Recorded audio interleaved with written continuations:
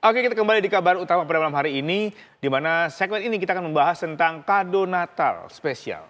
Kado Natal spesial bersama Bang Lumara, selaku pimret kita. Malam Bang. Malam, bagus. Dan juga Bang Faisal Krep. Sehat Bos? Selamat sehat. Ini kan memang pas ya Krep ya. Ini kan malam hari ini, malam Natal. Biasanya kalau di rumah itu mereka yang merayakan Natal udah nyusun-nyusun kado buat dibuka besok kan gitu Bang. Tapi kalau ketua umum kan biasa nyeleksi. Nah, itu dia. Tahun kemarin kan begitu kan? Betul sekali. Karena kita ingat setahun yang lalu ada kado Natal spesial dari Ketum PSSI, yaitu pelatih baru tim nasional, Bang. Patrick Kluivert. Iya. Entah bagaimana kok tiba-tiba tahun ini sepertinya seolah sama kan gitu, Bang. Ya wajar disebut PSSI lah kita. PSSI Day pada malam hari ini. Menyamakan dengan Boxing Day di Inggris. Mirip-mirip lah. Kado Natal. Tapi sebelum kita bahas Tapi tentang... pertanyaannya Pak Erik lagi di mana nih? Ah, itu dia. Nah, itu. Apakah di Inggris? Kalau di Inggris pasti seleksi. Oh, seleksi. Kan seleksinya udah selesai, Pak. Oh, udah Oh, udah ya? Seleksinya udah selesai. Lebih ngerti dia, Bang. Jadi kemungkinan John Hartman ini akan Sebut diumumkan nama. Ya ampun. sesudah Natal sebelum tahun baru. Sebentar, Krep. Kita sebelum mengarah ke nama itu, Oh, iya. kita bahas dulu nih. Kita harus apa ya? Kan namanya juga sebelum dikasih kado kan ada semacam malam perenungan, gitu ya. Jadi kalau kita melihat apa yang terjadi selama tahun terakhir, Bang, Ya. bagaimana Babang melihat timnas? Ya suka atau tidak suka harus kita katakan bahwa gagal. Meski saya sejak awal meskipun sering diserang oleh para supporter mengatakan bahwa mimpi ini kita untuk masuk Piala Dunia karena dari sisi peringkat kita kan pada saat itu kan 120 sehingga 120 118 saya bilang ya peringkat bukan saja soal angka tapi ini kan soal banyak hal soal ekosistem. Jadi saya bilang mimpilah kita bisa lolos Piala Dunia tapi habis itu orang marah ternyata sekarang ya Lancat juga bilang begitu, Asnawi juga bilang begitu banyak akhirnya mengaku bahwa ya memang kita pantas. Ya 118 kalau kita bilang tim-tim lain yang peringkat 20 kan deket lah. Tapi kan katanya sepak bola itu adalah tempat keajaiban terjadi, Bang. Jadi seringkali hal-hal yang nggak diduga selalu bisa muncul. Honduras pernah... Sebelum itu terjadi. Iya. Kalau sekarang sudah semuanya udah pasti. Iya, Bang. Oke, tapi Bang pada saat itu kan kita bisa dikatakan apa ya lebih dekat mungkin dengan titik lolos. Kita juga harus mengkritisi juga diri kita, bahwa publik juga, bahwa kita ini udah peringkat 18, 120, belum pernah juara menguasai ASEAN, tapi selalu disebut nama King Indo. Kan aneh-aneh aja peringkat sudah 120 disebut sebagai King Indo. Gila. Mungkin karena pada saat itu, Krep, kalau nggak salah, kan kita satu-satunya tim Asia Tenggara tuh yang lolos ke fase terakhir gitu kan. Betul, Jadi ya satu-satunya. ada euforia lah yang harusnya terjaga kan gitu. Betul. Ya karena naturalisasi. Kan? Naturalisasi. Nah, Makanya kan sebelum kita masukin tahun baru, sebelum masuki babak sepak bola kita yang baru. Tapi kan kita juga harus akui juga, suka tidak suka, mau tidak mau bahwasanya proyek naturalisasi yang diapungkan oleh federasi gagal total. Masa sih total? Kan gitu. Gagal tipis lah. Gagal masuk ke Piala Dunia, iya. Nanti dulu. Tapi lebihnya bahwa semangat, terus cara main, terus PSSI dengan hak siarnya naik, terus penonton penuh, iklan banyak kan berhasil juga. Jangan dipotong dulu. Kalau dipotong nanti saya dihujat netizen nih. Kan gitu. Gagal totalnya kenapa? Kan gitu. Karena program rekrutmen naturalisasi itu diapungkan untuk melanggengkan atau menampilkan pemain-pemain kita untuk berlaga di Piala Dunia. Tapi kan nyatanya gagal. Kan gitu. Jadi salahnya di mana dong? Kan gitu. Ini menarik ya sebenarnya kalau dipikir-pikir kan awalnya adanya banyak pemain naturalisasi ya kan dengan pelatih Sintayong itu kita sudah lebih dekat dengan udah babak ketiga udah mau habis. Udah jadi King Indo kan gitu ya. Tapi kemudian ada pergantian pelatih yang ternyata harapannya kan namanya juga pergantian pelatih, Pak. Ya kan kita namanya harapan itu akan melangkah jauh lebih, tapi ternyata kan tidak berhasil kan begitu. Pergantian pelatih kan hal biasa. Ya, betul hal baik biasa. dalam perjalanan maupun setelah perjalanan kan biasa aja. Jadi soal STY udah masa lalu lah. Gitu. Betul. Dan makanya tadi saya lanjutkan dulu karena pada saat itu federasi kita jor-joran dengan anggaran yang cukup besar memanggil pemain-pemain naturalisasi kita untuk memperkuat timnas dengan Ini pakai target anggaran nih, Krep. lolos. Oh, Kan pakai gitu. anggaran nih. Katanya kan demi merah putih, demi ini nih. Emang bisa Pak, kalau nggak pakai anggaran apa? Kan katanya begitu, Bang. Oh, iya. Kan gitu. Oke, tapi tapi kan sekarang- nyatanya juga gagal. Iya, tapi sekarang sudah selesai, artinya fase itu memang harus dengan rela hati diterima gitu ya. Dan tiba-tiba kita berada di fase yang sama nih, serupa nih, yaitu pada menjelang Natal kita nggak punya pelatih, kan gitu Pak. Iya. Iya kan? Artinya kita harus punya pelatih baru. Nah, makanya kan begitu tahun ini kita gagal semuanya. Jadi kita tidak punya pondasi yang kuat gitu loh. Nah, itu pemain-pemain itu banyak hilang.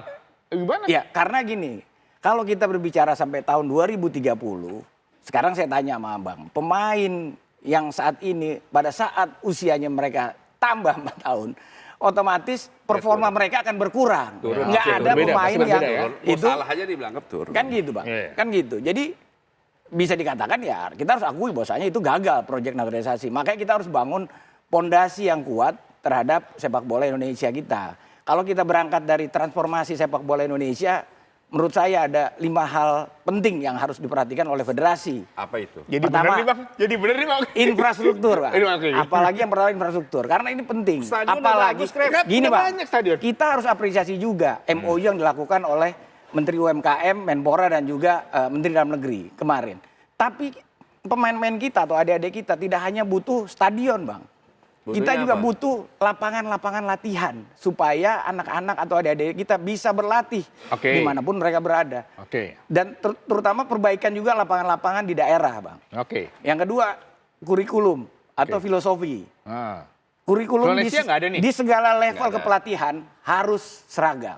Artinya Kan itu yang Indonesia penting. selama ini udah cuma jadi bos Villanesia aja nih? oke lah. Kita Oke. tinggal kembangkan itu. Oke. Kan yang ketiga. Yang ketiga, peningkatan kualitas pelatih. Peningkatan pelatih juga itu kan harus baik itu kuantitas maupun kualitas harus diperbanyak. Oke, menarik ya. Harus Sekarang- dikasih kesempatan Oke. pelatih-pelatih kita untuk ini bisa- menarik. Artinya gini, bagaimanakah posisi pelatih timnas yang baru, ya kan ya, di kelima tadi itu untuk menunjang membentuk timnas yang lebih bagus kan gitu, yang lebih menjanjikan. Ya. Nanti dibahas. Nah. Break dulu. Oh, break dulu. oke, Kita oke, mesti oke. break dulu, Baru guys. 3 soalnya masih ada Iya, 2 makanya lagi. nanti dibahas ya, guys. Tenang. Kita bahas sesaat lagi. Krep mau keluarin boom. Oke, tadi kita bahas terakhir adalah bagaimanakah posisi sang calon pelatih baru dengan 5 hal yang mau disebutkan sama Krep tadi, Bang. John Hartman, andai kata dia jadi, bukankah pekerjaannya juga akan sama susahnya dengan pelatih sebelumnya? Sama susahnya, tapi kalau kita mengacu apa yang disampaikan oleh Krep, ya kita mundur lagi. FIFA sudah memberikan relaksasi. Ya. Bahwa kita bisa menggunakan, negara-negara bisa menggunakan pemain-pemain keturunan yang berada di luar bisa menjadi warga negara. Dan itu kita harus manfaatkan dan PSSI sudah memaparkan itu ya bagus. Asalahnya pilihannya.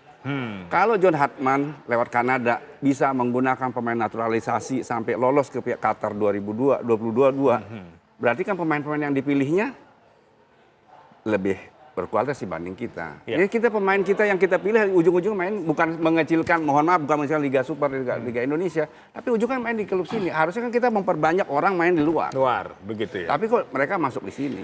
Karena Kanada sendiri juga sebenarnya materi pemainnya juga banyak matang di luar Kanada. Apa di luar begitu ya. Kanada main? Dan mereka juga sebenarnya mengikuti suatu kompetisi MLS yang lebih stabil ya. Lebih stabil.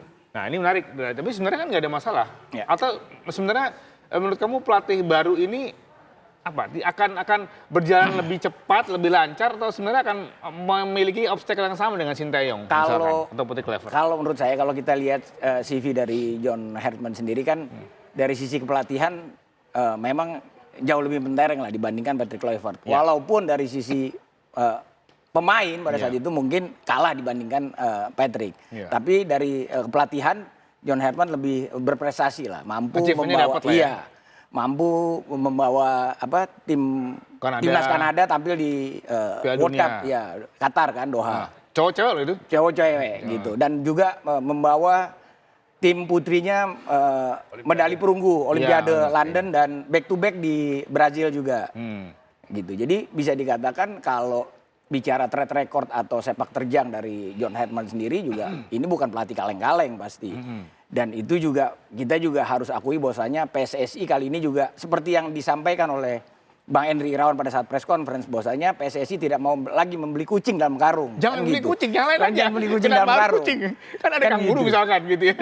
Dan ini mungkin lebih jelas gitu kan, lebih jelas. Dan ya kita berharap, makanya juga mungkin saya juga berharap pada pencinta sepak bola tanah air juga jangan terlalu berekspektasi yang tinggi kepada John Herman ini kan. Lah, ya, Kasihlah kesempatan. Iya, tapi kalau kita nggak punya kasih ekspektasi, waktu. gimana dong, ya kan? Paling tidak, saya yakin. itu bagian daripada tekanan, Kret. Betul. Iya, betul. Tapi paling tidak, biarlah dia bekerja dulu, Pak. Loh iya, tapi kita realistis iya. Iya. Tapi jangan sampai tidak punya Oh target iya, kan juga. target itu sudah ditetapkan oleh federasi bahwa saya jual AFF dan lolos Piala Asia 2027. Kan sudah Makanya- lolos ke Piala Asia. Iya, Ya kan? iya. Lolos ke fase Lolos grup ya. Lolos grup Oke. Piala Asia. Makanya kan insya Allah mudah-mudahan dalam jangka waktu dekat ini PSSI akan segera mengumumkan John Hetman sebagai pelatih yang sah untuk menangani timnas Indonesia dan di Januari langsung menangani. Ini squad sign aja senior. belum, tapi kita udah ngomong pasti Jen Horman gitu ya. Sepertinya Infonya iya. begitu. Infonya begitu. Ya, Sesudah Natal dan sebelum tahun baru, Bang. Kan Nah, gitu. masukkan aja kepada PSSI Iya. bahwa kalau memang John Hetman diputuskan, jangan lagi seperti sebelumnya Apa itu, Bang? memutuskan satu paket. Oke. Kalau sekarang John Hetman ya udah sebagai head coach, dia dibantu oleh lapisannya semuanya adalah pelatih-pelatih lokal agar ini menarik terjadi nih.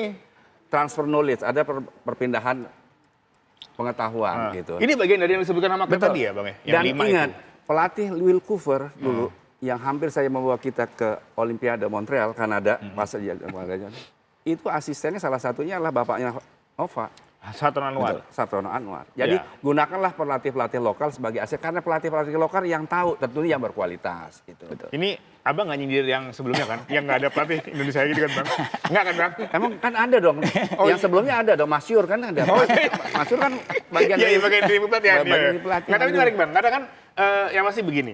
Ini pelatih asalnya dari Inggris, begitu ya. Inggris. Basicnya, rootnya agak berbeda dibandingkan dengan Patrick Kluivert maupun Sintayong begitu. Artinya apakah mungkin ada perubahan gaya main, perubahan ada budaya di dalam ruang Ya. ganti mungkin? Ya kalau saya sih, saya sepakat sama apa yang tadi dikatakan oleh Bang Mara, bahwasanya memang betul dalam aturan yang namanya penetapan asisten itu merupakan hak prerogatif daripada pelatih. Siap. Tapi harusnya federasi mempunyai klausul yang bisa menyatakan bahwasanya bisa menitipkan pelatih lokal kita untuk mendapatkan transfer ilmu dari pelatih asing ini. Karena kalau kita berkaca pada track record sebelumnya, dari Alfred Riedel kita punya asisten Widodo, Iya, Luis Milla, Polusin waktu Bima itu Dado Sakti. Lindo. Iya. Peter Wade, ada Fahri Husaini, Iya. Sintayong, ada Nova Arianto. Ya. Hanya yang Yang katanya kemarin komposisi pelatih terbaik itu aja. Dia Yang tidak tidak menyertakan. menyertakan pelatih lokal. Nah. Kan gitu. Bahkan untuk komponen dari sport nutrition aja harus dari rambut merah mata biru. Sampai Kok direktur kayaknya tekniknya kita juga. Direktur tekniknya kayaknya juga. kita Oke, ini banyak. dari yang lokal kayaknya kita nggak ada yang mampu gitu kan gitu. Padahal kan itu penting harusnya. Oke, tapi sekarang gini, John Hetman ketika melatih Kanada itu memiliki rekor pertandingan yang bagus. 62%. 62% kemenangan. Bagaimana Krab, lu melihat harapan gitu ya, harapan Ya, lah itu dia, untuk makanya. Indonesia dengan segala masalah yang tadi sempat kamu sebutkan dulu. Iya makanya kalau saya melihatnya John Herman ini bukan kaleng-kaleng. Yes, Ki. Kan gitu. Tinggal sekarang bagaimana JH ini bisa cepat beradaptasi, memahami kultur sepak bola Indonesia. Dan yang terpenting adalah untuk membangun sepak bola Indonesia kan tidak bisa instan. Oke. Perlu proses. Iya. Makanya mungkin kita Ya harus prosesnya memberikan... jangan juga kelamaan bro. Nanti, Bang, kira-kira nih Bang, dengan kita punya AFF, terus kita ada FIFA Series. AFC Nation ya, Nation Ya. League Ya. AFC Nation Nation League, League ada September. FIFA Series di Ya. bulan Maret, kemudian Piala Asia di awal 2027. Ya. Realitanya, Penentuan di AFF. Kuasai dulu Asia Tenggara. oke. Yang dulu dibilang Jadi sama cuma 6 bulan, Bang, Yang dibilang waktunya, Bang. sama fans timnas atau fans ST dulu Piala Ciki gitu. Heeh. Ya kita karena udah king jadi king Indo gitu kan, masih peringkat 120. Iya. Ya masih kuasai AFF. Jadi Di situ ada- penentuannya di situ. Ya. Mungkinkah John Hartman akan mengulang presentasi kemenangan ini, Bang? Atau paling tidak sesuai dengan harapan? Kalau lihat materi pemain sekarang masih bisa. Oke. Masih bisa. Karena AFF rasanya udah libur ya semua ya. Iya, iya. Tinggal dicek aja jadwalnya. Rasanya pemain kita kompetitif untuk AFF. Oke. Tapi Bang, tar dulu, makanya saya mau sampaikan juga. Apa? Bahwasanya tadi kalau yang Abang bilang, kalau misalnya kita berbicara pemain-pemain kita yang sekarang, Ya. mereka kadang kita harus perhatikan juga bahwasanya pada saat mereka pindah ke warga negaraan, mereka menjadi pemain asing di negaranya dan itu membuat persaingan mereka di negara mereka akan sulit karena melihat Lah, jangan rekor. gitu. Verdong main di main Benar, main ada di Liga beberapa pemain Prancis. Bang, ada Dan Jay dia Itses, main di- Verdong, Iya, Kevin iya. Dix, memang itu. Ya itu masih benar-benar agennya aja sih sebenarnya. Oke, Bang Farhan, terima kasih banyak buat kesempatan pada malam hari ini. Bung Grat, Jadi sebenarnya John Herman. Kalau menurut lihat umur, mestinya lu yang ngelatih. Kan? Pelatih baru, semoga baru. membawa berkah buat sepak Kita bola tunggu kita. apakah memang kado pada Natal tahun ini adalah bernama John Herman. Yang pasti kabar pertama akan saya kembali saat lagi untuk Anda. Thank you, Bro.